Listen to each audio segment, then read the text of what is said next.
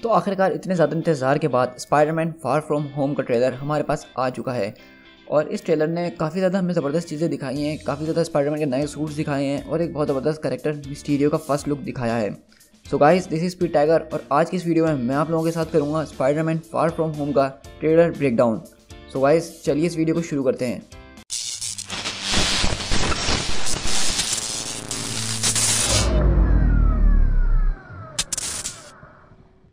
तो ट्रेलर का शॉट पहला शुरू होता है और उसमें हमें ये बात पता चलती है कि स्पाइडरमैन जो है एंड मे के सामने घूम रहा है। मतलब एंड मे को पता चल चुका है कि वो स्पाइडरमैन है और वो बिल्कुल इस बात से कूल हैं।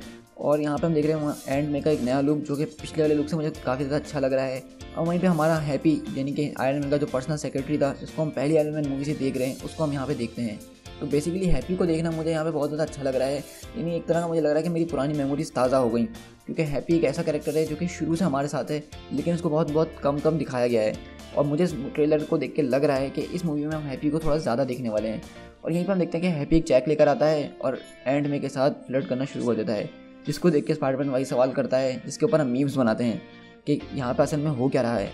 फिर ट्रेलर में आगे आके हमें ये पता चलता है कि बेसिकली स्पाइडरमैन जो है इस मूवी में यूरोप की ट्रिप पे जा रहा है, तभी इसका नाम है फार फ्रॉम होम। मतलब ये नाम इन्होंने सिर्फ ऐसे ही नहीं रखा, इस मूवी का प्लॉट ही यही है कि ये अपनी कंट्री से यानी अमेरिका से बाहर होगा और उसके सारे एडवेंचर इस बार वहाँ पे होंगे।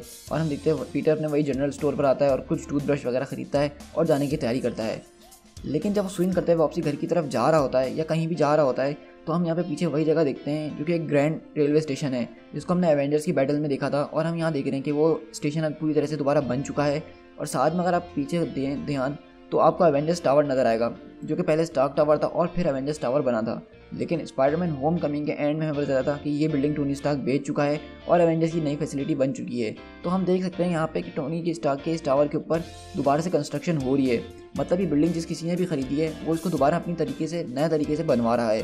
तो यहाँ पे लोगों के बहुत सारे गैसेस हैं कि ये बिल्डिंग्स किसने खरीदी होगी। तो बहुत सारे लोग ये कह रहे हैं कि हो सकता है कि ये बैक्स्टर बिल्डिंग बन जाए। तो बैक्स्टर बिल्डिंग जिनको नहीं पता वो क्या है, तो वो दरअसल फैंटास्टिक फोर का हेडक्वार्टर है।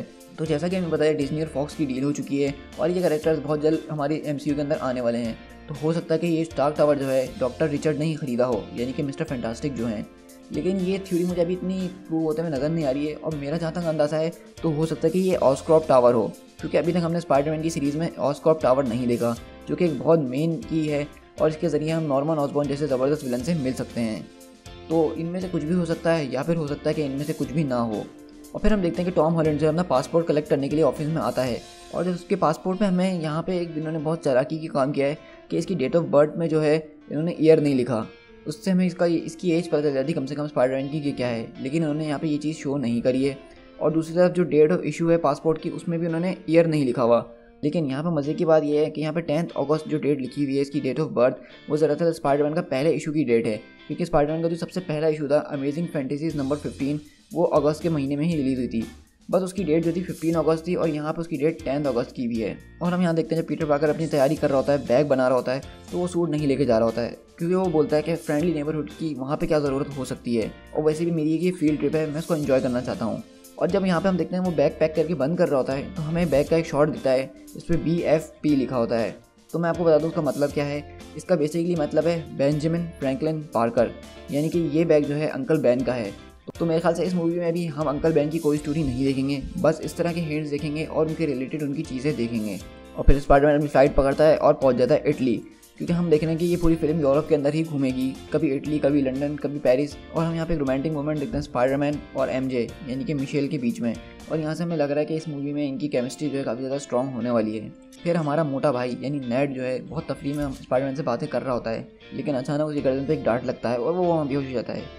और हम तभी देखते हैं सबसे ज़बरदस्त सीन इस ट्रेलर का कि वहाँ पे निक फ्यूरी बिल्कुल आराम से बैठे होते हैं और बोलते हैं कि तुमसे मिलकर बहुत अच्छा लगा स्पाइडरमैन। तो अब आप बहुत सारे लोग यहाँ पे ये पूछ रहे होंगे कि स्पाइडरमैन का स्पाइडी सेंस टिंगल क्यों नहीं किया।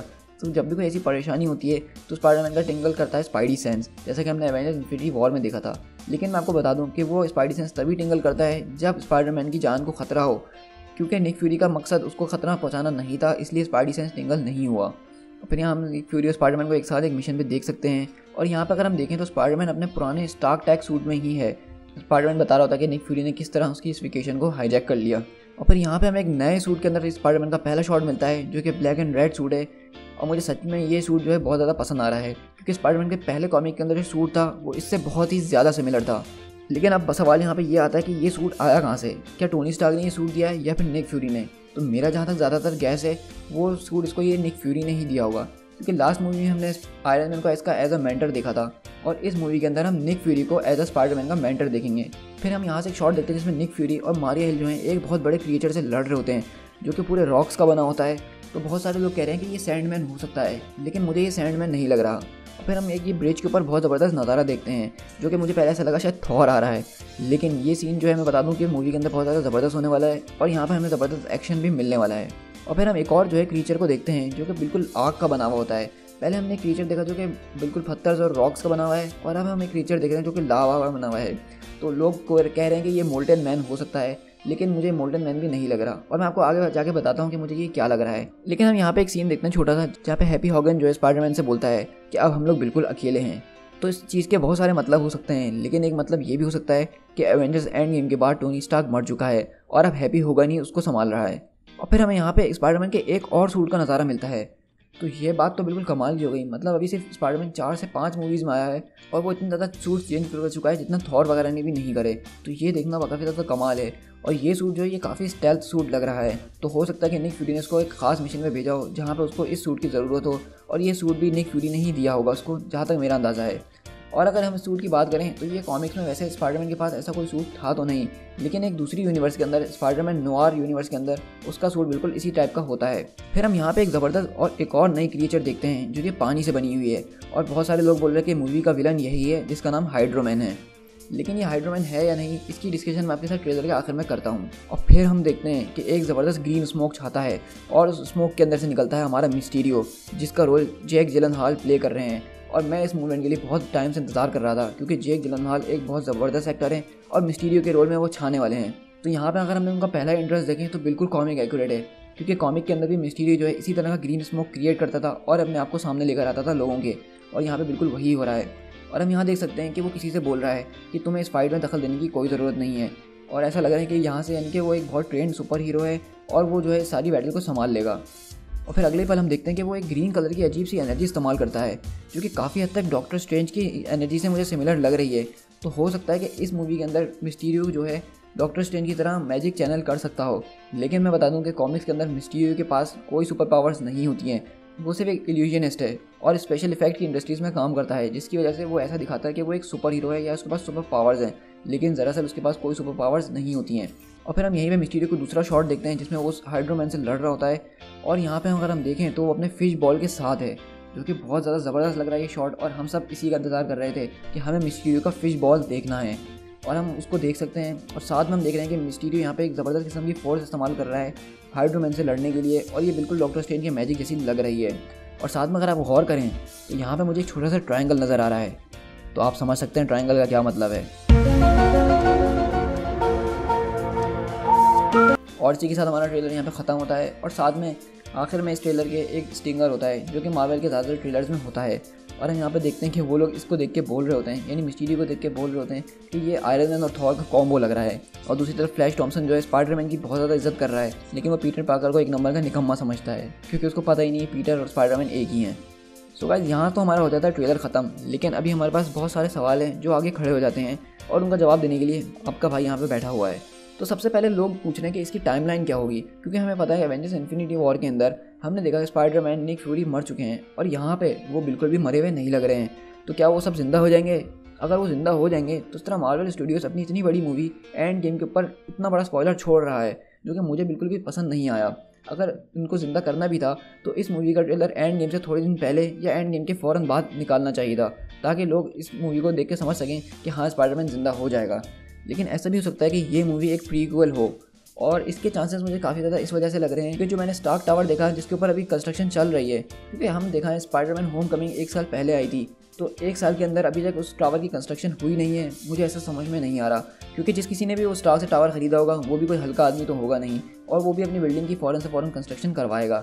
तो अभी हम देख रहे हैं कि उसकी समझ में कंस्ट्रक्शन शुरू ही हुई है, तो हो सकता है कि ये मूवी उसी के बाद से कंटिन्यू की गई हो, यानी होम कमिंग के बाद से और एवेंजर्स इन्फिनिटी वॉर के इवेंट से पहले।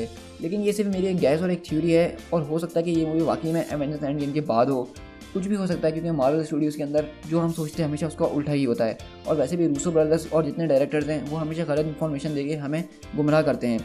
जैसा कि एमी पास्कल जो कि स्पाइडरमैन की डायरेक्टर हैं और सोनी की हेड हैं, उन्होंने कहा है कि स्पाइडरमैन फार फ्रॉम होम की स्टोरी जो है एवेंजर्स एंड गेम के कुछ मिनटों के बाद की होगी।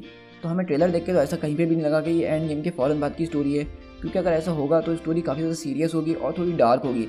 लेकिन यहाँ पे हमें इस मूवी की टून बहुत ज़्यादा लाइट लग रही है। और दूसरा सवाल जो लोगों के पास खड़ा होता है वो ये होता है कि निक फ्यूरी स्पाइडरमैन की मदद मांगने के लिए क्यों आए हैं।